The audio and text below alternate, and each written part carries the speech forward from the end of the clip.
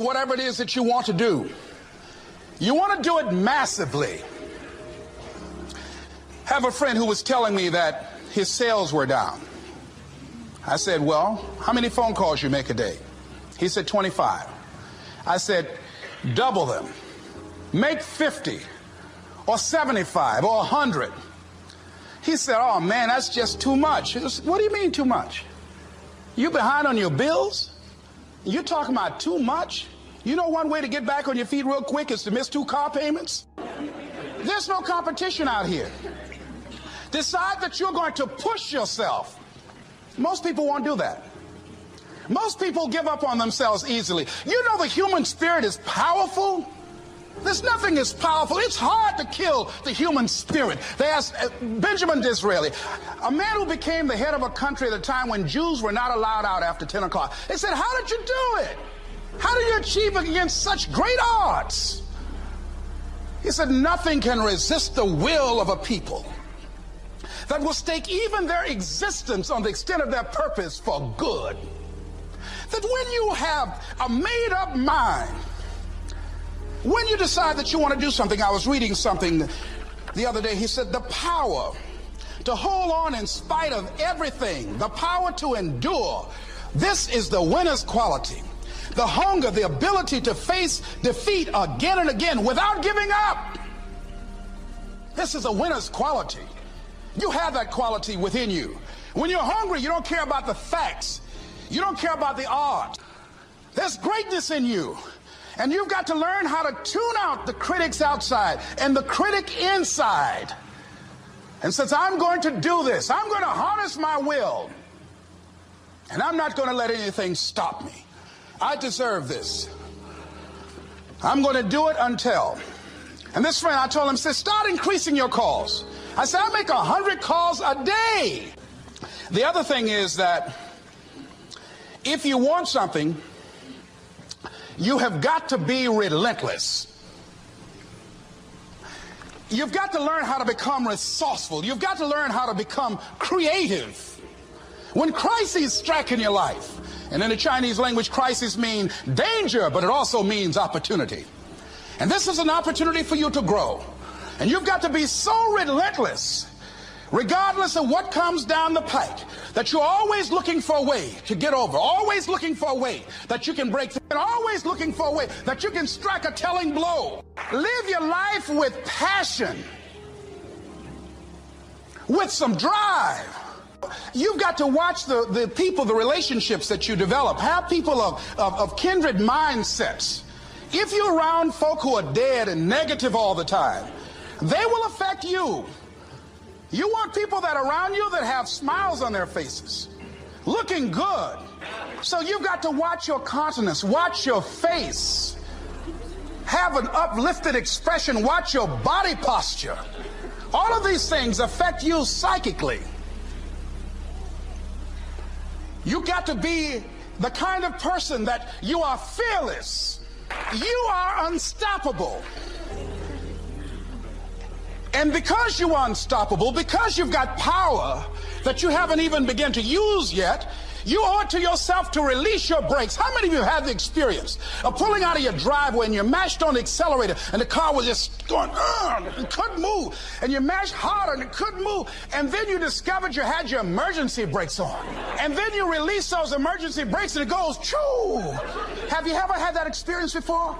Most of us go through life with our brakes on, holding back, not giving all that we have, not sharing all of ourselves. Most of us go to our graves still holding on rather than releasing it. What are some of those things that keep us from releasing it? Because of past experiences, past defeats, past pain. We look back, well, it didn't work out then. It probably won't work out now. Many people get confused their performances with who they are. That if my speech tonight doesn't work, it doesn't mean that I'm a bad speaker. It means that what I did didn't work tonight. And I've got to separate what I do from who I am. And I've got another shot. See, the last chapter to your life has not been written yet, and it doesn't matter about what happened yesterday. It doesn't matter about the things that you've done that you feel guilty about. If you wouldn't do it today, you're convicting an innocent person. Something I like to share some ideas and thoughts with you. I'm not asking that you believe anything that I say. I'm not asking that you agree with me. And if there's something that I say that can fit and work for you, I say use it. If not, discard it and let it be.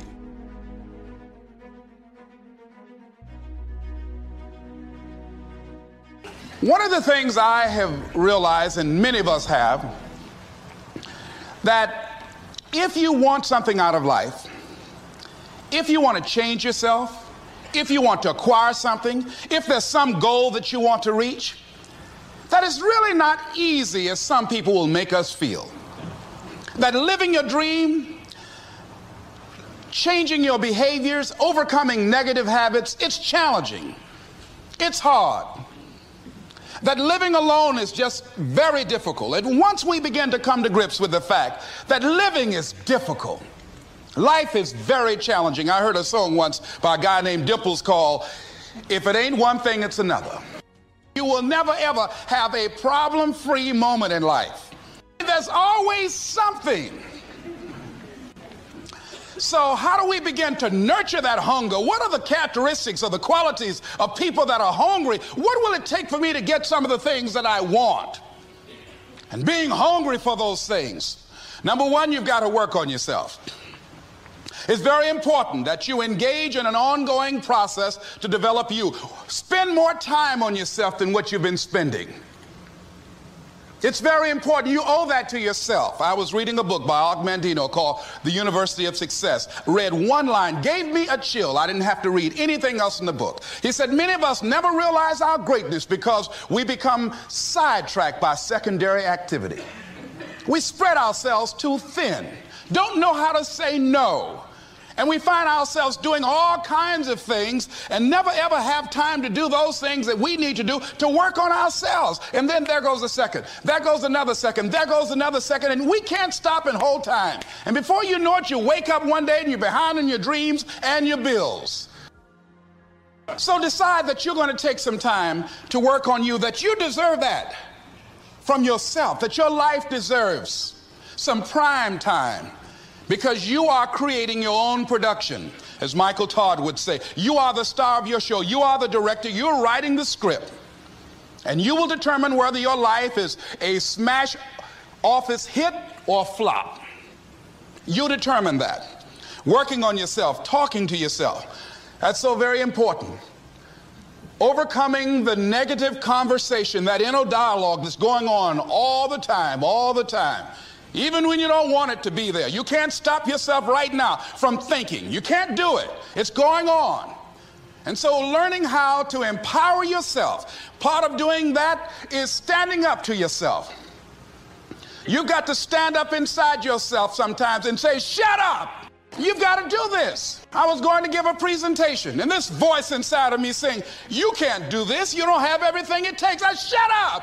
You'll get scared sometimes. Your mind will go blank on you. Some people you will allow to unnerve you. And you wonder, what's wrong with me? I'm not crazy. That's why you've got to learn to make a conscious, deliberate, determined effort to stand up inside yourself.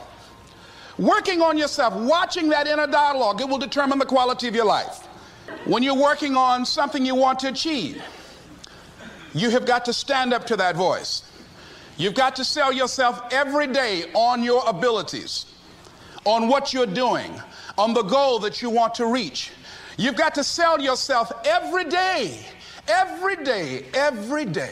according to your level of belief. It will manifest itself in what you're doing. Whatever we have right now, whatever we're demonstrating in our lives, is a result of what we believe subconsciously that we deserve.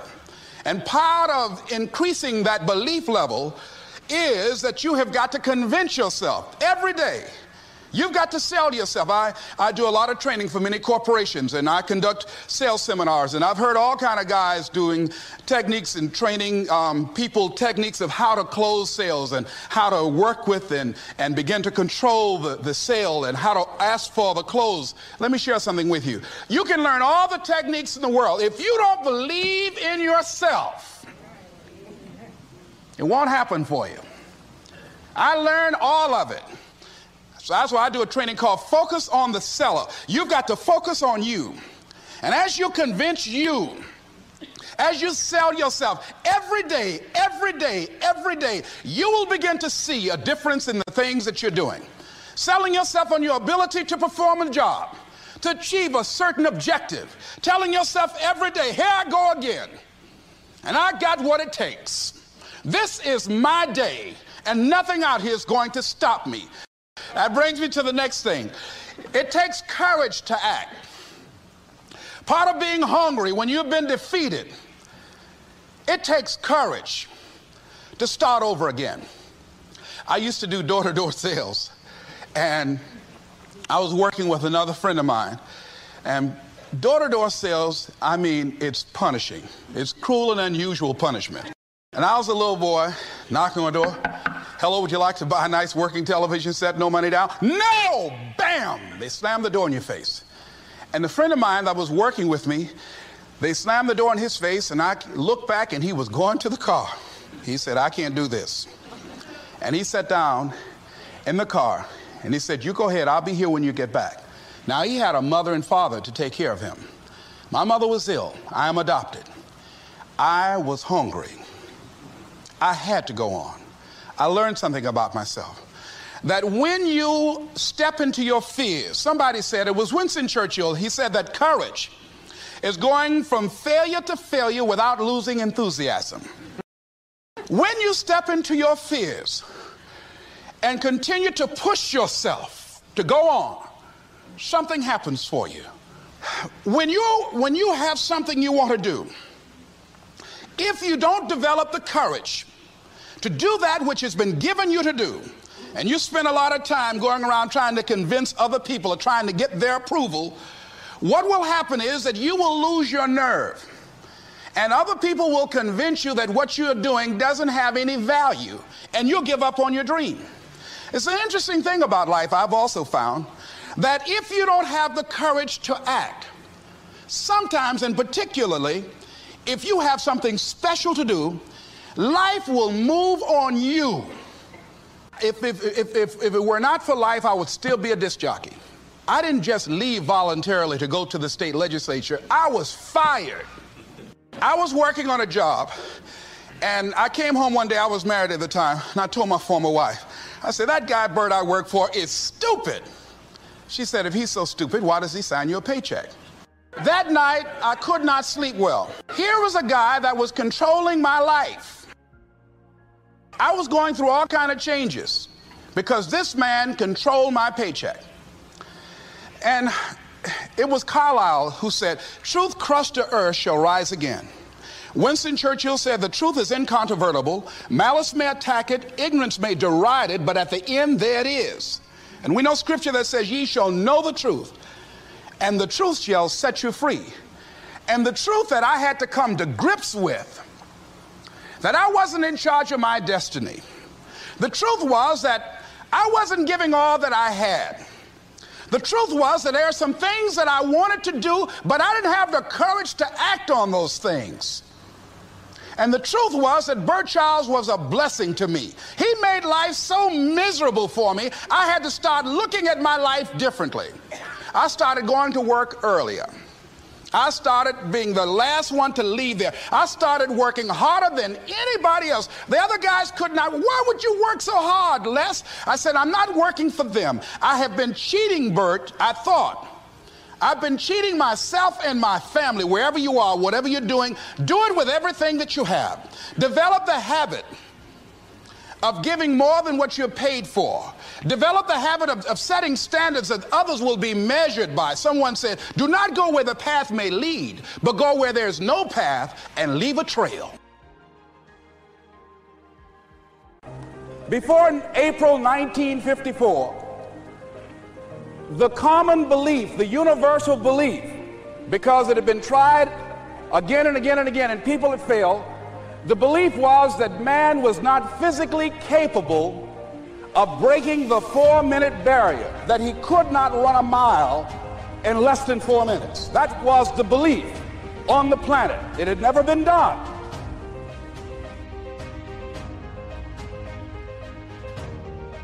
But here's what happened, ladies and gentlemen. Roger Bannister came along, and he broke the 4-minute barrier. Now here's what's significant about that. Since that time, up to this day, over 20,000 people have done it, including high school kids. 20,000 people. What changed? Here's what happened when they got on the track. They knew it had been done. And because they knew it had been done, there was a new belief about this barrier, about this goal that was unreachable. And those 20,000 people got in a race believing, knowing in their heart that someone had done it, that it's possible, that they could do it. And I'm saying that if you know anybody that had some goal, some dream, something they wanted to do, and they did it, then I'm saying that you know in your heart that if someone has done it, then you can do it. It's possible. And that if someone can make their dream become a reality, that it's possible that you can make your dream become reality. And so as you begin to look at where you want to go, beginning to embrace that, it's possible. I'm blessed and highly favored. I've got a lot going for me. I got some good stuff in me. And it's possible that I can bring my greatness out here in the universe. That I can do what I want to do. It's possible I can write my own book. I can have my own business. I can take the trip and travel around the world. It's possible.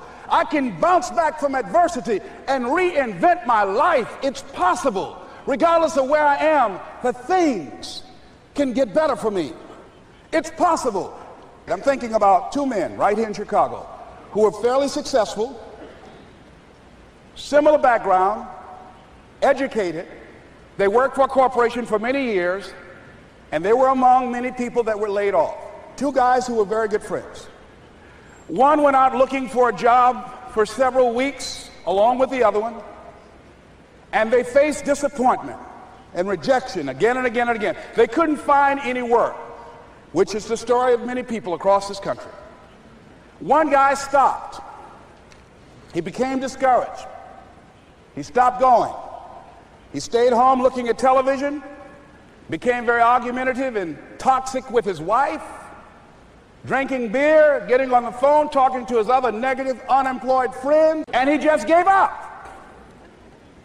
The other guy kept looking for a job everywhere he could go. Every time he could get an opportunity, kept asking people, networking, checking the newspapers every day. Kept going everywhere he could, trying to find a job. You have too much education. You're overqualified. You won't be here long enough. He kept going. He kept going. He went to a place and said, look here, I tell you what, if you can't hire me, and I know you can use my talents, abilities, and skills, I don't want to sit home and do nothing. Just let me do some volunteer work. You don't have to give me anything, all right? I just want to work. I want to be busy. Guy said, okay, it's on you now, but don't expect me to give you anything. It's okay. This guy came in and worked. He was the first one there. The last one to leave was the best employee there. About 4 weeks later, one of the top managers quit. They were looking for a replacement. Guess who they selected? This other guy. This guy who was volunteering his time. He got the job. What was the difference between the two men? Eyesight and mindsight. Eyesight is judging on what you see, judging according to appearances. But mindsight is how you interpret what you see. One guy said, it's not possible, it's over, I'm finished. I can't do it. I can't make it. He surrendered. I've faced rejection again and again. I'm not going anymore. There are no jobs out there. But this other guy, he felt that in spite of the no's and rejections, in spite of how bad the economy is, in spite of what the newspapers are saying, that it's possible that somebody somewhere will give me a job. He just kept going, thinking it was possible. And guess what, ladies and gentlemen? That's what we have to do with our dreams. Because things happen to you in life that you can never, ever anticipate. And many times when those things happen, you want to give up. I remember when I was in broadcasting, when I was a disc jockey, I became very controversial, not only being a disc jockey, but I felt that radio was something that you not only entertain people with, but you also empower them, you educate them. And I got fired. I didn't just leave, they fired me. They took my microphone. I thought that was who I was. No, ladies and gentlemen, it wasn't. I had to do something else. And I didn't know what else I could do. See, here's what I'm looking at. What are the uses for your life right now that you haven't even reached for yet? See, I believe that when you don't have enough encouragement to act on your dreams or ideas, or you're not enlightened enough, that life will act on you. Some decisions are major decisions. And also there are a lot of small decisions that we don't make, that they tax our minds, they drain our energy. They create a lot of anxiety and nervousness and mental torment because we don't take care of it. We decide not to decide, which is a decision. Deciding to decide, to act, is a major, major challenge for all of us at different points in different areas of our lives. And there are things that happen to us along the way, experiences that we have that prevent us from working through the mental block of acting, of doing those things that we know we ought to do. And so what I want you to think about is, what is there that you know you need to do, that you want to do this, but for some reason or another, you've been holding back?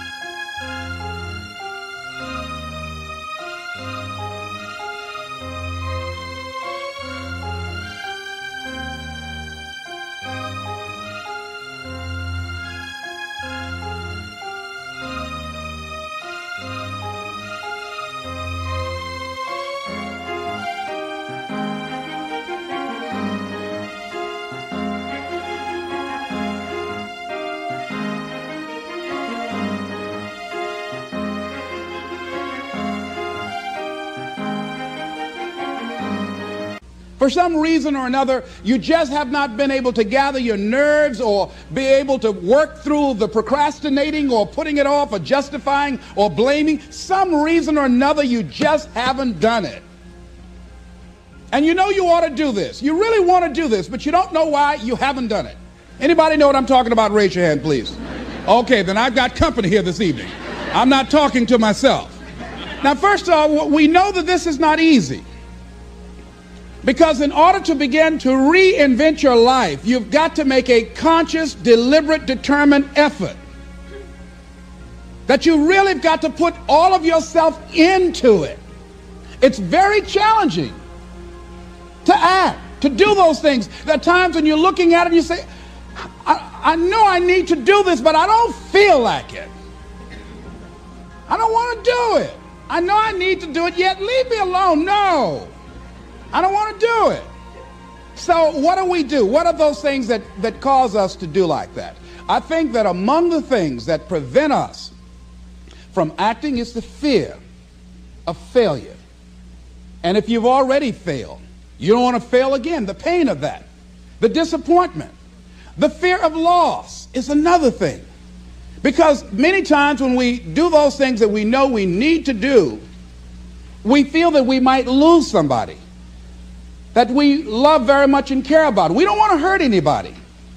Many of us don't act because we want other people's approval. We want everybody to like us and to accept us. And that's not possible. Many of us don't do the things that we want to do and don't act because of lack of self-confidence. We don't believe enough in ourselves. I have a friend who's been working on a job where she's miserable, talented, want to go to another place that she can do what she wants to do and make the kind of money that she would like to make, and had some offers. But because of her fear and her lack of self-confidence of things might not work out, she won't take a chance on herself. So there she is, spending 8 hours a day, 5 days a week, and she's miserable. She hates to go to work. They're not paying her what she's worth. She knows it. But yet and still, she won't do that which she knows she must do, and it's wearing her out. There are a lot of people that their jobs are making them sick because they won't act. You check out the absenteeism and the people that are depressed. You see them coming to work angry. How you doing? I don't know. Just leave me alone. It's not even 9 o'clock yet. You're talking about good morning. There are days you go to work, you want to just keep driving past the job. You don't want to stop because it's not in sync with who you are. But you haven't acted. Have another friend. This guy's brilliant. He's a business consultant. He helped a lot of people get their business started, and people come to him because they know he's knowledgeable. But this guy won't start his own business. Now, he's very smart. He can do it. Everybody believes in him except him. And he's so smart, he's talked himself out of it. Well, the numbers aren't right. And so there are many reasons why we don't act. There are other things, though, that affect us. Is that not wanting to take personal responsibility. We want somebody else to do it. And many times we pick up our inability to do certain things from people that we love, people that we admire. We identify with them, and we live in the context of their ideas, their opinions, and their life patterns. We buy into it unconsciously. My mother is a pack rat. She keeps everything. She doesn't throw anything away. And I have unconsciously picked that up. Now, my mother never said, let me show you how to keep everything, Les, and just clutter things. I unconsciously picked that up, many times unconsciously. We try to honor the people we love by being like them. By the same token, I realized something about myself when I had some major decisions to make, and I found myself acting like my mother. See, my mother's the kind of person that when she has a problem with one of the other foster children that she adopted, she won't confront them. She will call me. Les, why don't you tell Linda to move? She's lazy. She won't go to work. She runs the street all day, and then she comes home and wants to sleep all day, and I think she's doing drugs. I said, but Mama, why don't you tell Linda that? I bought the house for you. I told you when she wanted to come home, don't let a grown person come there and take care of them. You let her in. Well, after all, she's my child. Mama, then you handle that. When I tell her to leave, she say, Mama say I can stay. Mama, can I stay? And you tell her yes, and then you call me and say, she's still here. Why worry me with this? So Mama hasn't developed the courage to act on that. Some people won't act until there's a crisis situation. When Linda started stealing from Mama and took her Social Security check to get some drugs, Mama got some courage to say, get out of here and don't ever come back. But she wouldn't do it until then. And see, we don't have to wait until a crisis situation. I have a friend that has been having a challenge with losing weight. Bus has been dealing with that challenge. And for the past 40 years, he's always seemed like weighed over 235 pounds. And so he said, man, I just can't lose weight. I'm big-boned. I said, Bud, I've never seen any fat skeletons. No, you need to act on your health. You can change this. You don't have to go to your grave fat. We're all digging early graves with our teeth. We don't have to do this. They need to have a support group around M&M peanuts. You want a support group on something, and throw Snickers in there too. Bud and I can tell you about the help we need with that. So what happened with Bud, though, he became ill a few weeks ago. See, Bud in the last few weeks has lost more weight than he's ever lost, even when we were competing with each other, betting a lot of money. But what happened was, Bud became diabetic. He went into an insulin shock. He didn't know that he was diabetic. His blood sugar became high. And the doctor said to him, you are diabetic. You're going to have insulin shots every day. You're going to have to change your diet. And let me tell you what's going to happen if you don't do what we tell you to do. Number one, there's a possibility that you...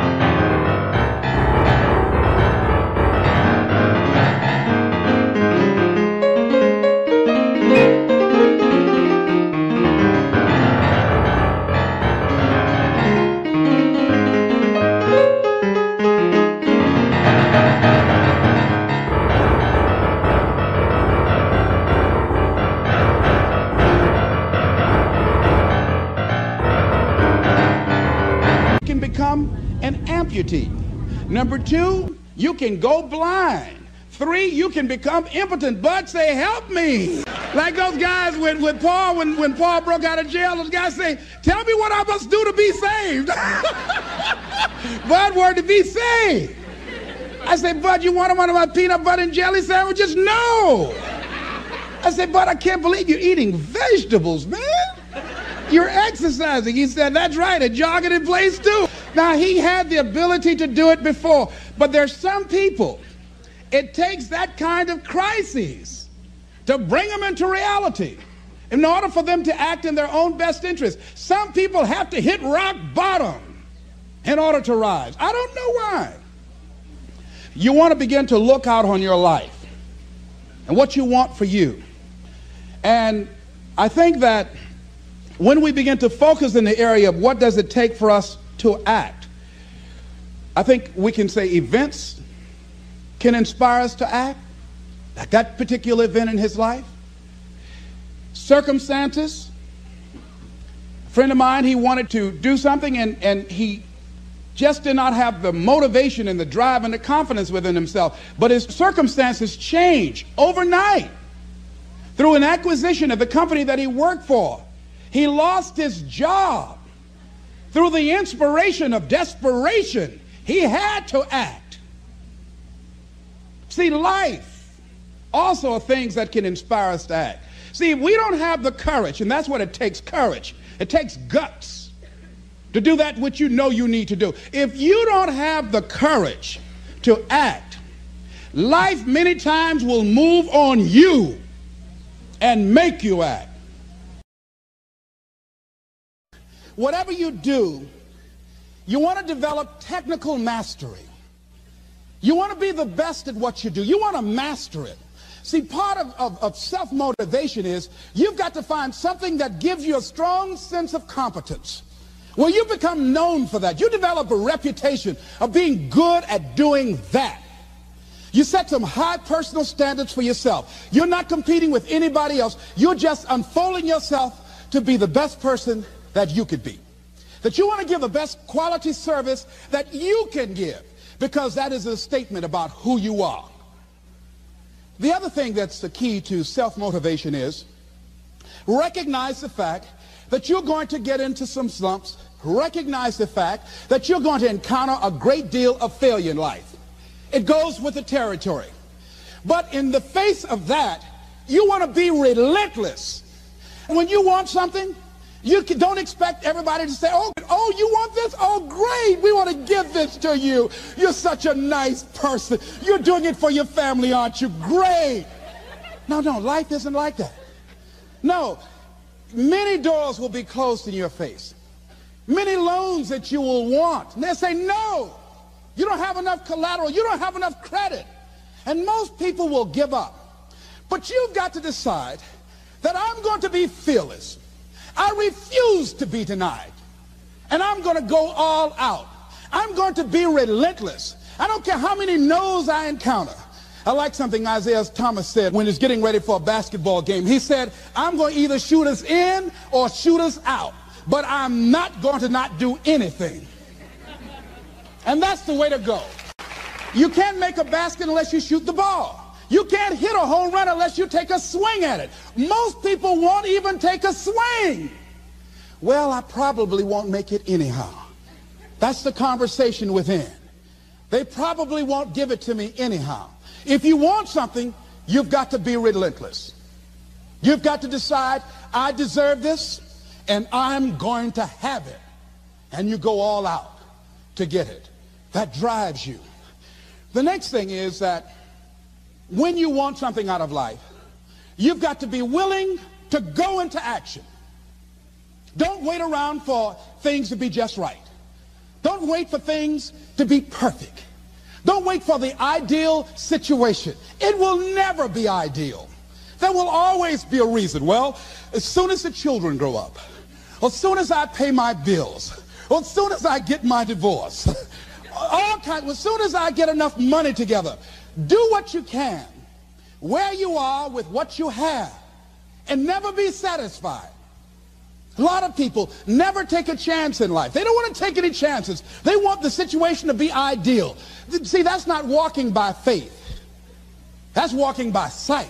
If I can see it, I'll do it. No. That's a lot of people saying, if I can see it, I'll believe it. No. If you believe it, you can see it. And don't be disturbed because no one else can see it. That's not unusual. That is ordinary. But because you want some different kind of results in your life, you've got to be willing to be unreasonable. If you want unreasonable results in your life, you've got to be willing to be unreasonable. Part of being unreasonable, you don't judge according to appearances. Part of being unreasonable, you can see it because you believe it. That's part of being unreasonable. Part of being unreasonable, you're like Paul who said, you must have the faith to call forth those things that be not as though they were. That's part of being unreasonable. Most people won't do that. Most people say, call me when you get it together. The other thing is that one of the keys to self-motivation that empowers you is that you want to find a cause larger than yourself. Find something that you can contribute to. Find something that you can make a difference because you can. Part of what feeds your larger vision, part of what gives you a reason for being, part of what gives you your life is being able to give something back. Say, I can't afford to give anything. You can't afford not to give. Give your time. Give your talent. If it's nothing, just to go over there and lick envelopes. I don't know exactly what I'm going to do, but I'm going over there. It's part of my tithing in the universe. Once you develop that special sense of mission, and that's what you develop when you're part of a larger cause than yourself, it drives you. You don't need an alarm clock to get up in the morning. You have special power. You'll go places and folk will like to be around you. They will know there's something different about you.